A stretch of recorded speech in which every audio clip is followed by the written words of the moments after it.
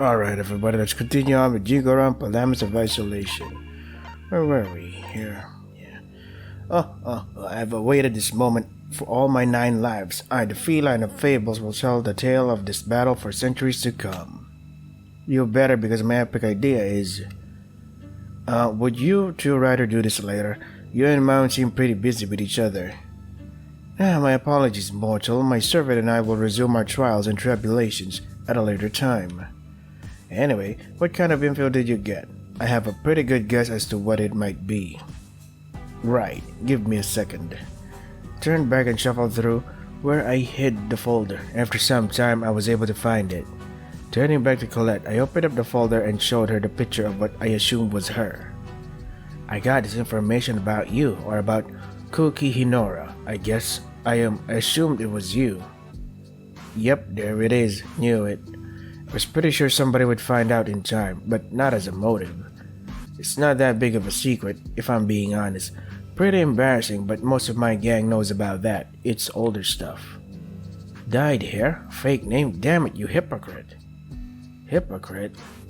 Don't fucking tease me about dyed hair and a fake scar if you have an even worse false identity, you gremlin. Who better to call you out than a divine being who has experience with such fabrications and deceptions? Shut up. Wait a second, I'm still concerned. One of these articles mentioned forged documents and crimes? What kind of crimes? What forged documents? Why are you hiding who you were? The first 2 questions, the forged documents, were relating to who I was. I kinda tried to run from it, you know. And for the crimes, it was a string of robberies and vandalism in town. He wasn't connected to it, but it was the timing that made him suspect me. If somebody discovered my identity in any other month, that article wouldn't exist. As for the why, it's a very, very long story, Hikari. I can listen. Not right now. It's something that's hard to talk about. It's hard to even say the name Cookie. Because I'm not Cookie. I'd rather be anything but Cookie. And once we get out of here, I'll tell you more. A divine can't give false promises to their adoring subjects, so you can hold me to it. Okay. Damn it, you won't even tell me? Not even you, Cherry. Lame, you better believe I'll hold you to it, gremlin. I won't fucking let you forget it. I know you won't. Thanks for elaborating, Colette. Even if you can't explain much, I still appreciate it. I didn't want to suspect you of anything, whoever this Cookie is. I only want to know you as Colette. You do? Obviously, a lot of people change names and change how they look. Even if you had a different name and appearance before, I still see you as the Colette I know and love. Yep, either way, you're still the little terror I'm ready to throw into a trash can every second of the day. Of course, a divine prior's form doesn't matter in the grand scheme of things, does it? I guess not. I'm happy you were able to clear up one point of paranoia at least. Point of paranoia. Is something wrong, Petals? I'm fine. I'm glad your information wasn't as bad as I thought at first. The motive doesn't bother me now. But that doesn't eliminate everything else going through my head. Rio isolating himself and giving me that knife, Asuka possibly being responsible for everything, Kazuyuki and Toshi's recent conflicts with Asuka, Chiyuki putting too much pressure on herself, Iki's potential past of violence, Sanosuke's insistence on not caring about his own life.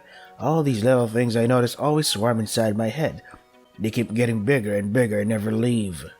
They're like annoying flies buzzing around inside my brain. I want these thoughts to shut up. I want to stop overreacting.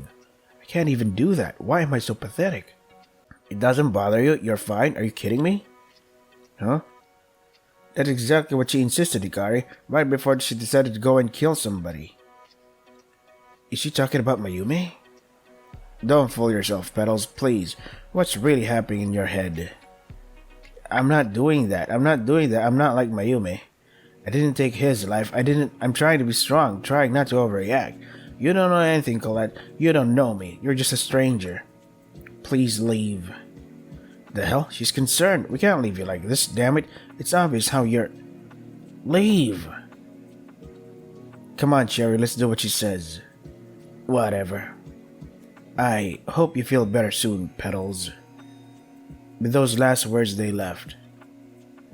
They don't know me. I'm not like her. I'm not responsible for his death. I can't be responsible. I don't want to be responsible. I don't want to be at fault anymore. I don't want everything to be my fault anymore. I'm sick of tired of it always being my fault. Cool art. I need to stop being like this. I need to not overreact. I need to not be weak. I need to stop considering everyone here to be more than strangers. Shit, it's raining so hard. I'm stuck in this place with a bunch of strangers. I don't care about them. I don't care about them. I don't care. I shouldn't care about whether they live or die. I shouldn't care if I upset them or if they upset me. We're just strangers. They're just... I went to my TV stand, opened one of the drawers. The knife. I don't need to use this. I don't need to hurt anybody. I'm not going to be at fault again. They're all just strangers. I shouldn't be so scared of a bunch of stupid strangers. I'm not going to be a victim to them. I'm not. I'm not going to be anything to them. They shouldn't be anything to me. Stop caring, stop caring, stop being like this. I put my head on the counter of the TV stand. Before I knew it, I fell asleep on it. Okay, now what? It's getting to you, isn't it? I can't let this happen. I need to do something. I have an idea. I need to make an adjustment as to who is going to get your information. If what I know of him remains consistent, then... Please have this work. Even if I get caught, it needs to work.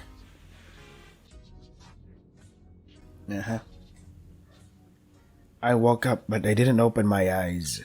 What's with these stupid dreams? Why do I keep dreaming about Dia? And why are they sometimes relevant to things that haven't happened yet? I finally opened my eyes. I fell asleep with my head on the TV cabinet. What happened last night? That's right, Colette said something about Mayumi, and then I freaked out or whatever. But why can I barely remember beyond that? I tried to stand up, but I was immediately hit with a sudden dizziness and excruciating pain. Oh, my back. Why does my head hurt so much? It hasn't hurt this much since I woke up here. Maybe it's because of sleeping in a weird place. That might be it. What time is it? I stared up at the clock. Oh no, I am late. The poetry meetings didn't have a set time, but this was way later than the normal time we started sharing. I don't want to miss it again. I'll write 2 poems for tomorrow, for sure. That'll make up for it, right? I hope so. After getting ready as fast as I could, ignoring the pain in my head, I rushed to my door, but as I was about to open it... A note? I picked it up and unfolded it. I got your information a few minutes ago. I don't want to assume anything, so I want to talk to you tonight. Come over whenever, but around 7 or 8 tonight would work best. This is from... It's from Ryu. What kind of information did he get? Is it something bad? Can't think about the motive right now. I need to get to the art room.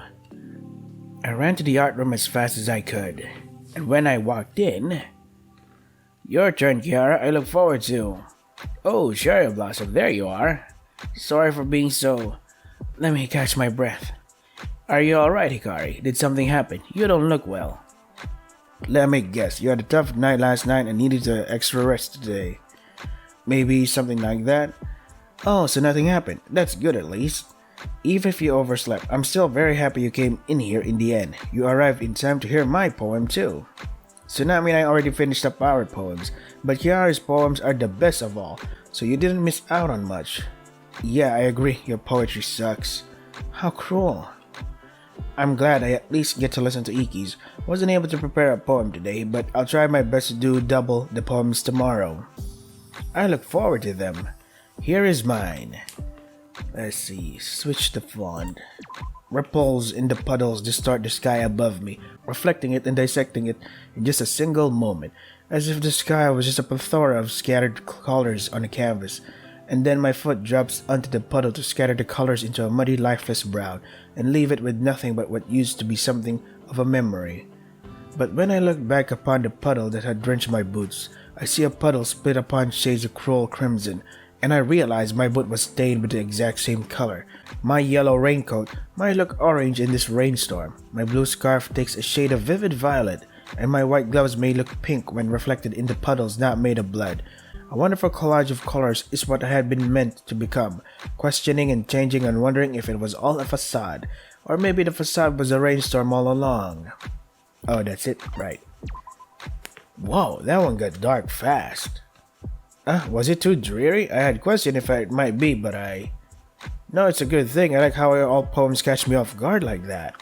A lot of them have common themes with paint, canvases, and blood, yeah, but they all manage to be unique and full of their own appeal. I agree. I'm always looking forward to what magnificent twist you'll put in our heads next, Kihara. Yeah, I guess those two are right. They are pretty cool. See, you even got approval from the cold crashing ocean. Please don't tell me you're going to adopt that tsunami nickname too. Too late, Rosebud is part of the Ultimate Nickname Club. I take it back. But the only other potential member insists I'm a rotten orange. Rotten orange? With the food relation, I know who you're referring to. One of these days, may cherry on top see how awesome my nicknames are. Nicknames aside, I suppose you three might be right about my poetry. This one was actually inspired by somebody here, to be specific with the themes of rain and clothing items associated with it. Kazuyuki started making me some gloves yesterday, and it inspired me a bit. It seems he actually took your suggestion, Hikari. Oh, Kazu did mention that a bit before to me. I'm gonna be his next victim pretty soon, maybe even tonight. What the hell are you two talking about? Did I miss something? Oh, I suggested that Kazuyuki try to get closer to the others by challenging himself to make things for them. So you preyed on his insistence to work on his creative projects. Nice strategy. I didn't know you could be so manipulative. Huh? I don't think it was manipulative, was it? Nah, I'm kidding with you. If anything, you'd be the one to be manipulated. I wonder if you've already been fooled into being part of somebody's murder plan. Doesn't seem too unlikely. You'd be a perfect accomplice, scapegoat, and victim all in one. Convenient. I haven't. I would know if I was. I would know, right? I would know if somebody tried to do that with me. To change the topic, Iki brought up something else instead. Tsubaki's words still haunted my thoughts, but I pushed them aside while we talked. After some time, we ended the meeting, and I returned to my room. What should I do? Where is he? Nope. There you are. Yeah. I'm happy to see you desire to accompany me once again. Kazuyuki talked about how he first got into poetry and creative writing. Apparently, his parents were both authors and passed their love of writing and art onto their kids. I think Kazuyuki and I have gotten a little closer today. So, how did you feel about the script last time? It was an enjoyable time. It really reminded me of when I watched my sister's performances backstage. Backstage? Why did you not watch it from the audience? Did I not tell you prior? I always worked on the costumes for my sister's performances. That sounds so sweet. What kind of costumes did you make? One moment, let me think. It's difficult to recall all of them. It was a variety of strange designs. However, whether it be a vampire princess, a kitsune dragon fusion, or something else somewhat out of the ordinary, I always enjoyed seeing her eyes light up as she wore those costumes for her performances. I was so proud of her every single time. You sound like an amazing big brother, Kazuyuki. I have no doubts about how much you care about her. Even if you had to make a... Hey, wait! What is it? For curiosity's sake, who wrote the plays she performed? I don't believe a specific person wrote them. It was more of a group effort with her theater team. They wrote the scripts together. What was your sister's name? Her name was Sayagi. Why do you ask? Oh my god! I beg your pardon. I think we might possibly live in the same town, Kazuyuki. There was a group of theater kids in my town a year or two younger than me. I think one of their names was Sayagi. Was one of their shows titled The Cursed Kitsune in the Land of Flames? Yeah, it was. Oh my gosh, this is amazing. I'm quite confused. For what reason? If we ever get out, I can show you my flowers. You can show me your designs. We can do so many fun things like... wait. That is only if you want to. Maybe I shouldn't have been so quick to assume that you'd want to. I would enjoy that. Huh? You would? Of course, like you said before, I deserve to find things that give me a feeling of happiness. And though I initially thought of our time together as a waste, you've allowed me to gain a new perspective. Your presence and persistence in friendship is something that bestows a feeling of happiness upon me, Hikari. So whenever we may leave this cursed place, I would love to spend more time with you. It will be a precious way to spend my time. I'm glad, Kazuyuki. I want to spend time with you too. I will do whatever I can to help you find even more things you can truly enjoy. I look forward to it. Maybe both of us find many things we feel passionate about together. Though we had a rough start, I feel like I can understand his way of thinking now. He may struggle, but I'm going to do whatever I can to help him, and we can have fun together. Because nothing we do together will be a waste of our time. One more thing. I had forgotten to bring this up earlier on.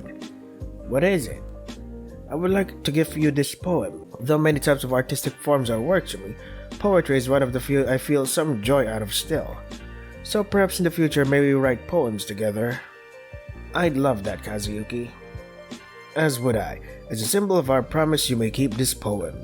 Thank you for all you have done, Hikari. As Kazuyuki handed me his poem, I couldn't help but smile in return. Though it may be an exaggeration in the eyes of anybody else, it feels like we have an unbreakable bond. Free time and you receive Kazuyuki's poem. Oh, to view it, head to the evidence menu. Okay, I'm doing it right now. Oh, here we go. Kazuyuki, reading it is a bit difficult with the diverse vocabulary, but when you look closer you can sense the immense imagery, whether it be a corrupted sky or a clock destined to never move again. You hope that one day he cannot feel stuck in time. Switch font. Sanguine? Revelations survive the midnight sky dressed upon a stark cover of galaxies. Scarlet backgrounds behind the silver-eyed judge of past, whilst its remnants scatter their sights beyond it all. Erasure of what had been a scintillating plane above us, or a reincarnation in which we are blessed with something we had never considered prior. When the clock's bare arrows are eternally stationary, the golden hands deprive me of perception and make every sense of mine an amalgamation. Forwarding on, all is static and monochrome, and I perceive a bare sky embellished unnecessarily in the fashion of pixels and perish within this open celestial plane. Cool. I got him. Soon I headed back to my room. After passing the time, I thought about more what I should do. Don't think I have anything else to do, still a while before I have to meet you. What should I do? Well, maybe I should go get Tsubaki's poem or something. You want to hang out again? Why not? Tsubaki spent some time wandering around the mansion with me. She commented on how different it was from back home. I think Tsubaki and I have gotten a little closer today. So, you're ready? Ready for what exactly? Damn, that stings. Didn't know I was so forgettable that you forgot about our plan already. Oh, I'm sorry. I assumed you would tell your story first since you suggested it.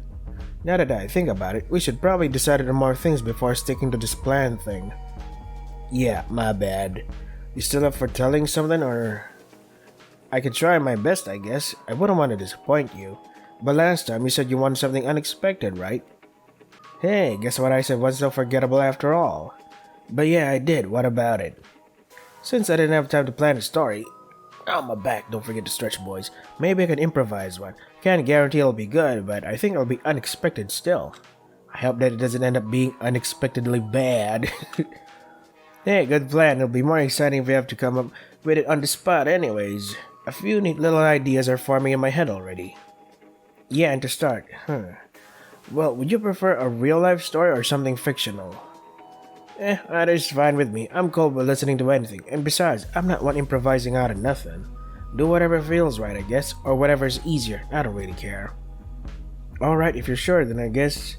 Should I come up with something completely fictional off of the top of my head, or use a story from my life?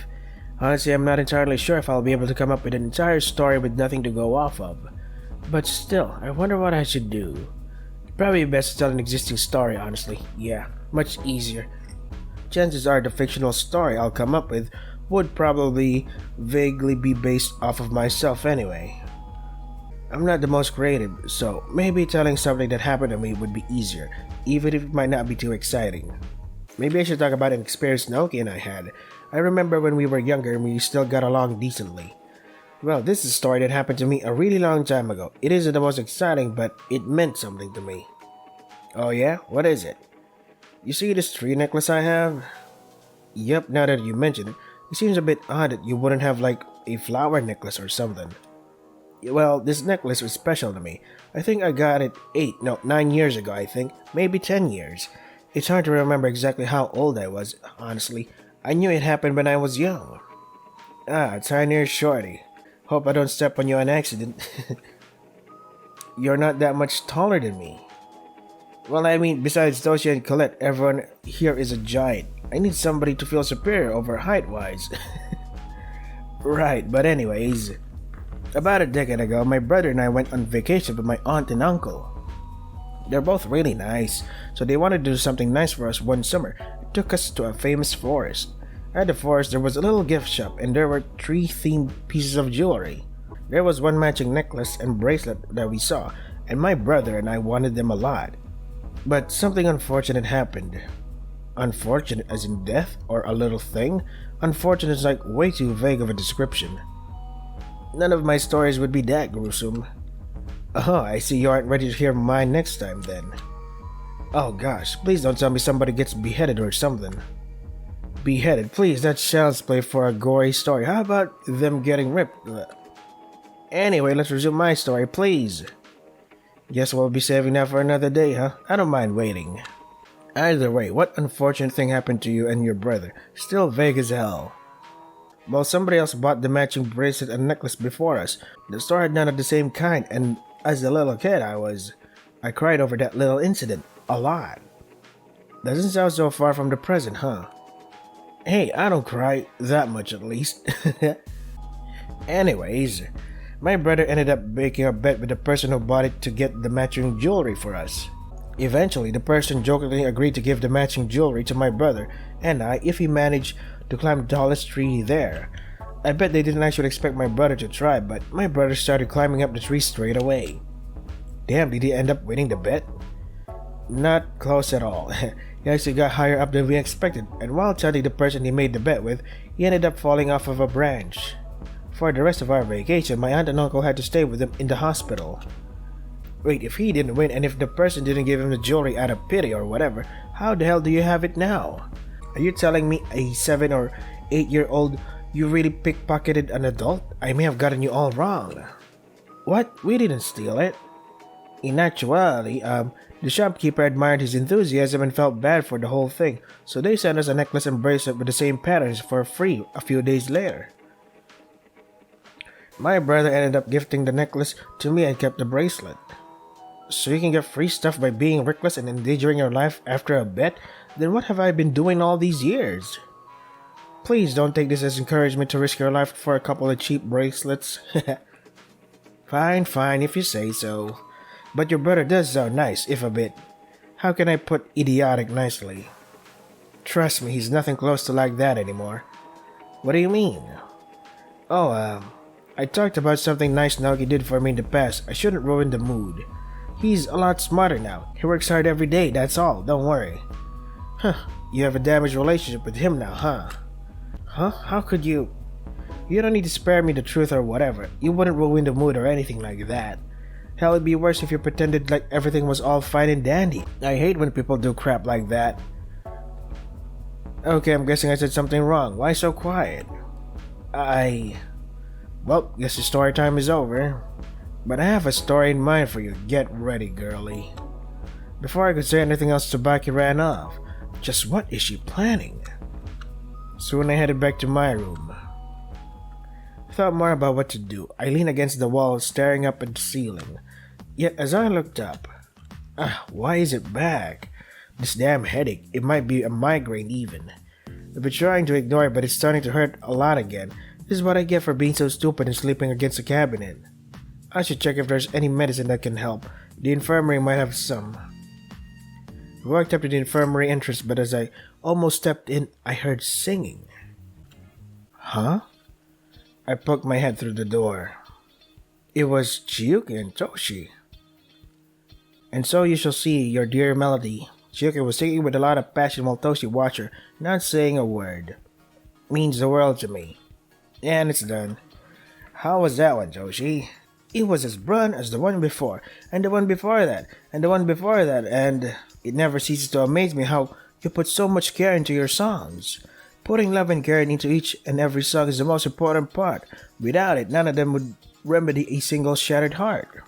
If my songs did not have the light I would guide everyone towards, I wouldn't deserve to be called the moth of soaring blossoms, would I?